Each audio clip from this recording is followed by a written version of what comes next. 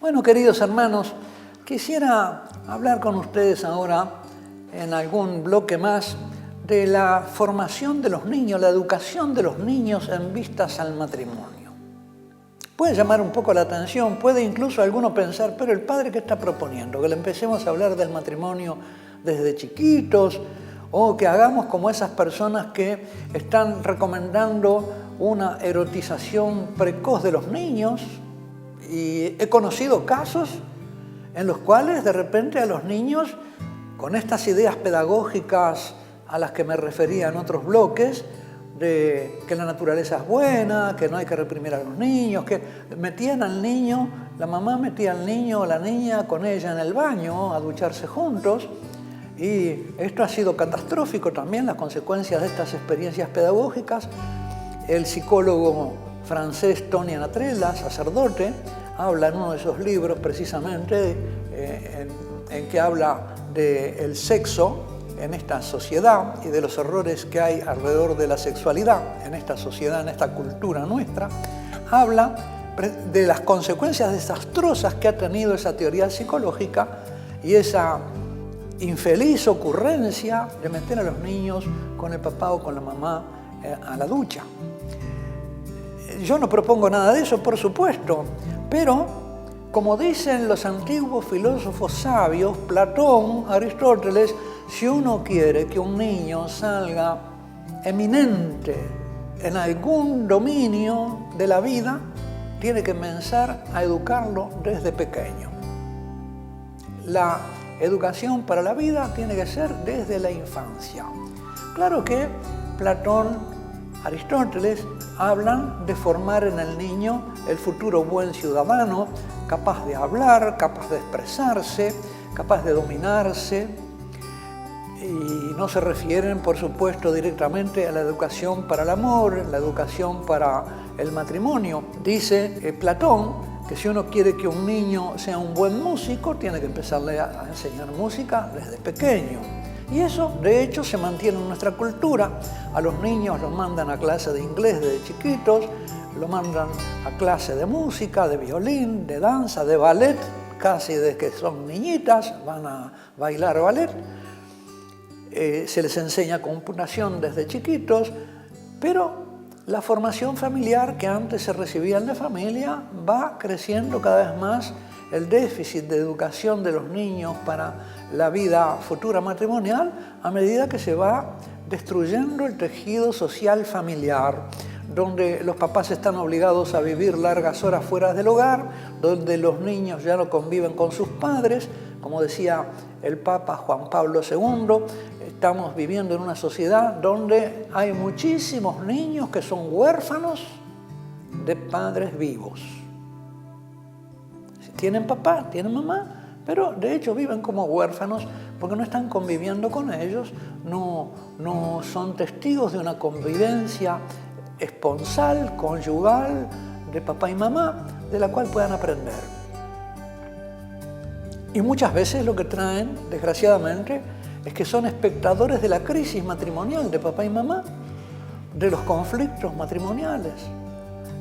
Y otras veces quedan rehenes de esas disfunciones hogareñas, de la mala conducta del papá, de la mala conducta de la mamá, quedan asustados del matrimonio y muchos de ellos intimidados para el matrimonio. Dicen, yo cuando sea grande no me voy a casar, porque no quiero pasar las cosas que vi que pasaban mis padres.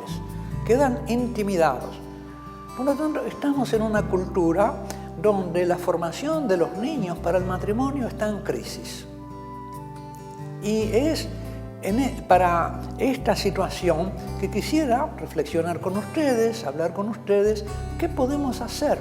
¿Qué pueden hacer los buenos hogares o qué se puede hacer con estos niños para formarlos para una futura vida esponsal cristiana?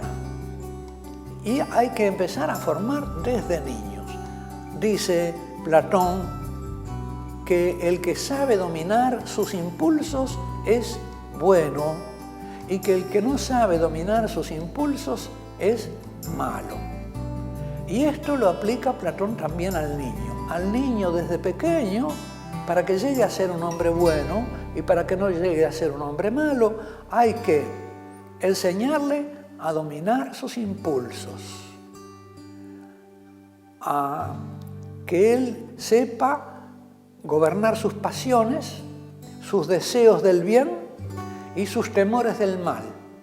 Porque el que no resiste a sus deseos del bien se hace malo, no realiza el bien sino el mal, y el que no sabe oponerse al mal y resistir el mal se hace cobarde y tampoco sabe defender el bien contra el mal.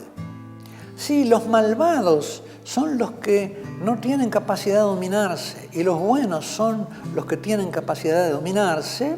Entonces hay que empezar a formar ya a los niños en el autodominio de sus pasiones, ya sea instintivas, ya sea del alma o del espíritu. Y de esta manera entonces tendremos personas, por lo menos humanamente, más capaces de dominar sus pasiones, con una educación de sus impulsos, de sus pasiones, ya sea de sus deseos del bien, para que sepan dominarlos y renunciar a los excesos en el deseo del bien, ya sea en sus temores del mal, para que no sean cobardes o no sean impacientes, para que sea gente capaz de sufrir por el bien. Entonces, de esa manera tendremos una base para el matrimonio. Lógicamente que Platón y Aristóteles hablan de esto como virtudes puramente humanas, no tienen en primer plano una motivación religiosa, aunque ellos no son irreligiosos, pero se mueven más bien en un plano natural. Nosotros para esto contamos con la motivación religiosa y con la gracia de niños que están bautizados, porque estamos hablando en un medio católico, niños que están bautizados, niños que tienen la vida de la gracia y que si desde pequeños son formados para colaborar con la gracia, para vivir como hijos de Dios, después podrán también seguir toda su vida viviendo de esta manera. ¿Cuál es el lugar donde los niños naturalmente se forman para luego ser buenos esposos? El lugar natural es la familia, esa es la escuela.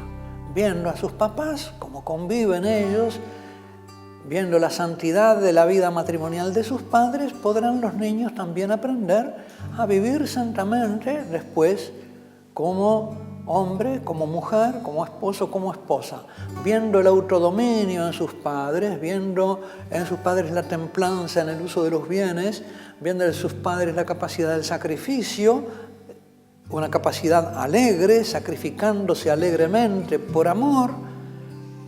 Entonces ellos también se irán formando. Pero estamos en una crisis de la familia. Los niños muchas veces, en lugar de buenos ejemplos, reciben malos ejemplos en su casa. Hay además papás que estando ausentes en sus casas envían a sus hijos a la escuela pensando que la escuela les podrá dar lo que ellos no le dieron en su familia. Y no, las instancias posteriores no suplen fácilmente lo que faltó en la familia a nivel de la formación de los hábitos, de las virtudes. Puede ser que hayan recibido, y ojalá que haya sido así, los valores correctos, es decir, los principios. Los valores son los principios de lo que está bien y lo que está mal. Pero no bastan los valores si no se inculcan las virtudes. Las virtudes son los hábitos que permiten realizar los valores, es decir, practicar el bien y abstenerse del mal. Actualmente, en toda una corriente pedagógica se insiste mucho en los valores y la formación en los valores, pero esa es una corriente que podríamos decir que es manca o insuficiente porque olvida de hablar de la formación en las virtudes. Los valores, todos los malvados saben lo que está bien y lo que está mal, pero lo que les pasa es que no practican lo que está bien y lo que está mal. No tienen las virtudes, los hábitos adecuados que permiten practicar el bien y combatir el mal, oponerse al mal o abstenerse del mal. Esto las virtudes se reciben en la casa. Lo que pueden dar las instancias como un colegio o como las clases de catequesis o como los cursos prematrimoniales más bien información, está a nivel de las informaciones, pero no a nivel de la formación. La formación se recibe por los hábitos y en la familia. Y si no se ha recibido ahí, no quiere decir que no se puedan adquirir las buenas virtudes y los buenos hábitos. Felizmente, siempre se está a tiempo de empezar a adquirir las buenas virtudes y los buenos hábitos, porque la gracia de Dios siempre nos está prometida, nos está ofrecida y siempre se le dará a aquel que quiera vivir de manera virtuosa como hijo de Dios. Aunque no haya recibido de sus padres más que malos ejemplos, precisamente por contraste sabrá qué es lo que debe hacer. Y muchas veces sucede eso, que los hijos después se dan cuenta de lo que estaba mal en la vida de sus padres y se abstienen de hacerlo. Ellos se hacen jueces de la conducta de sus padres, tienen el sentido y la capacidad recibida de la gracia de vivir mal y no quedar determinados para toda su vida por una equivocada conducta de sus papás. Es también un error psicológico decir que porque uno ha tenido un papá malo no pueda establecer una buena relación con un Dios bueno. Puede ser que en un momento eso le cree cierta dificultad, pero por contraste, él puede conocer la bondad de Dios Padre Celestial precisamente por contraste con la maldad que ha experimentado, la violencia o la falta de amor o los vicios alcohólicos de la figura paterna que haya tenido en su vida familiar. De modo que eso no es de ninguna manera un obstáculo para que uno pueda tener una vida virtuosa. Pero cuánto ayuda haber tenido la gracia de tener padres virtuosos y de haberse formado en los hábitos virtuosos desde pequeño. Cuánto ayuda, cuánto terreno ganado se tiene y con cuánta facilidad vive el que desde niño ha sido imbuido de virtudes que le permiten vivir de manera ordenada, templada, en los deseos del bien y en el uso de los bienes de este mundo y con una capacidad de autosacrificio en aquellos deseos que lo pueden desviar, que ha tenido la fuerza, la valentía, el coraje, que ha sido educado en la templanza y en la fortaleza. Cuánto mejor dispuesto está para después ser justo y prudente en su vida y en particular en la vida matrimonial, en la vida esponsal. Y de esto se trata, de que podamos tratar de educar a nuestros niños niños en la familia y en otras instancias de iglesia para ese futuro matrimonial, formándolos sobre todo en las virtudes, que insisto son la templanza y la fortaleza. Decíamos hace un momento que también abundan hoy los padres que dan mal ejemplo en la vida. Los niños lo ven gritarse, golpear una puerta, tirar un vaso al suelo, dejarse llevar por la ira, discutir, mentir. A veces la mamá miente a su papá delante de sus hijos. A veces la mamá no obedece a su esposo. Me decía una vez un papá de sus hijos: ¿cómo mis hijos me van a obedecer si mi esposa no me obedece? Es la primera que enseña la desobediencia a sus hijos. O ¿cómo los niños van a decir la verdad si los papás están mintiendo continuamente delante de ellos? Si faltan a la verdad de manera habitual y casi sin darse cuenta de que están mintiendo. Qué importante es entonces este hogar familiar. Lo que no se recibe ahí difícilmente se recupera, ni siquiera a nivel intelectual, no digamos a nivel de los hábitos, ni siquiera a nivel intelectual en la catequesis o en la escuela católica o en los cursos prematrimoniales.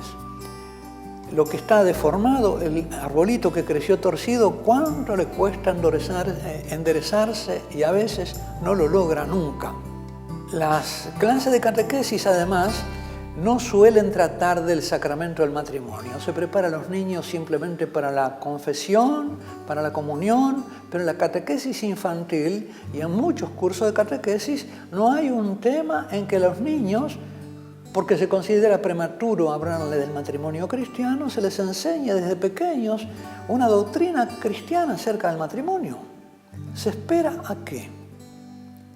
Creo que es urgente. introducir, donde no se dé, en los programas de catequesis, un tema sobre el sacramento del matrimonio y enseñarlo a nuestros niños de 8 o 9 años. Ya pueden aprender una catequesis sobre el matrimonio, tener ideas acerca de la doctrina revelada sobre el matrimonio por Dios nuestro Señor. Esto se le debe a nuestros niños. Lo que viene más tarde, una vez que se han despertado las pasiones, muchas veces viene demasiado tarde.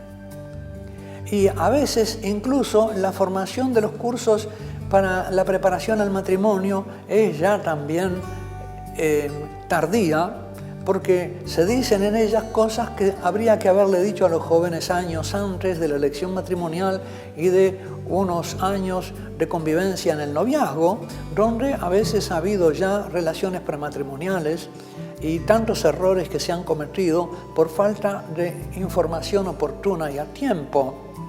Estoy seguro que para muchos de ustedes que me están escuchando, estas cosas suenan nuevas, a veces un tanto extrañas, pueden levantar hasta resistencia como diciendo, ¿cómo el padre dice esto? Pero esto es anticuado, esto es impracticable, esto no puede ser así. Es cierto, yo me doy cuenta que esta doctrina de la Iglesia en el mundo actual suena como contracultural y tiene que ser contracultural, porque nuestra cultura está proponiendo modelos de matrimonio totalmente equivocados, modelos de comportamiento sexual, de comportamiento amoroso totalmente equivocados, pero siempre estamos a tiempo de proclamar el Evangelio, la alegre noticia del amor matrimonial salvado por nuestro Señor Jesucristo. Y a eso tienden estas charlas. Hasta la próxima.